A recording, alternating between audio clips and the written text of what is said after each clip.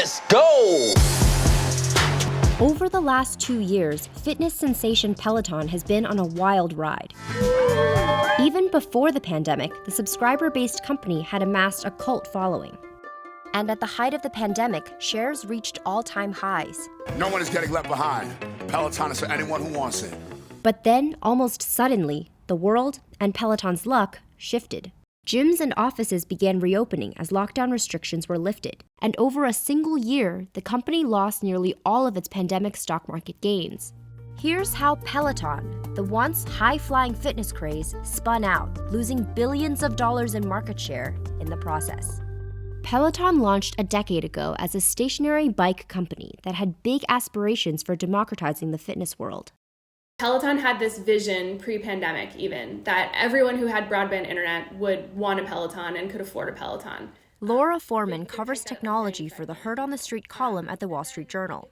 She says that the company's subscribers were primarily wealthy consumers with the means to invest in high-end exercise equipment with a monthly subscription fee.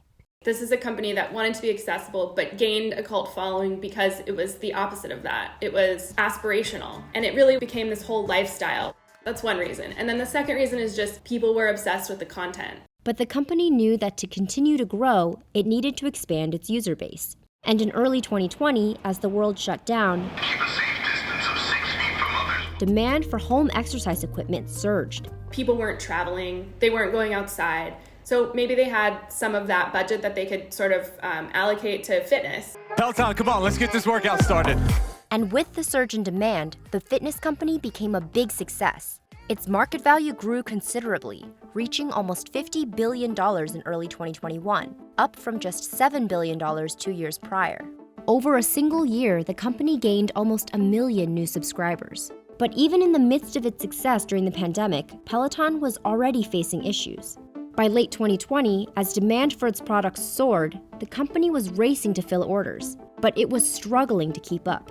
Complaints from customers about delays and missed deliveries mounted, and Peloton's share price began to plunge. They invested a ton in sustaining this monster growth that was never going to be sustainable. And then, in March 2021, a fatal incident occurred involving Peloton's high-end treadmill.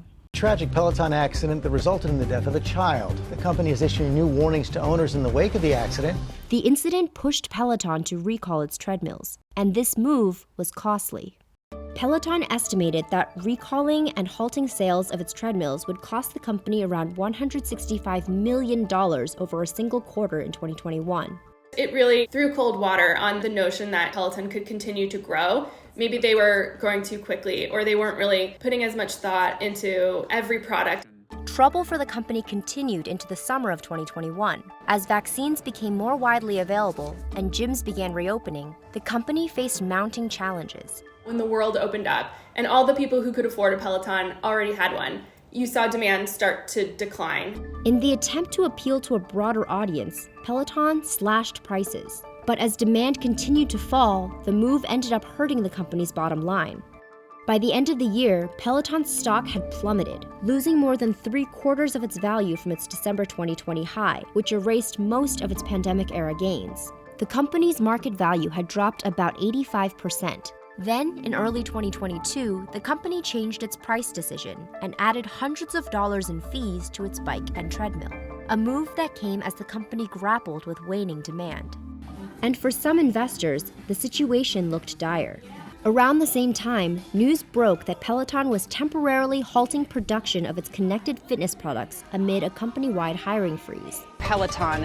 The shares reopened after being halted twice. They're now down more than 20%. Just weeks later, under pressure from an activist investor, the company announced it would be replacing its CEO and cutting 2,800 jobs, about 20% of its workforce, in an effort to get back on track. The changes announced are exactly the types of things that investors and analysts want to be seeing. It's, a new manager, a new cost structure.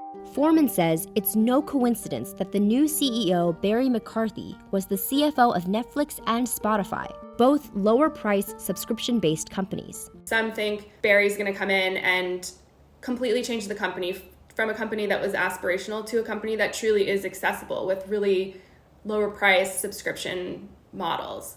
Others think there's really no hope for the company and it just needs to get sold. But one thing is for certain, the road ahead for Peloton is a steep climb.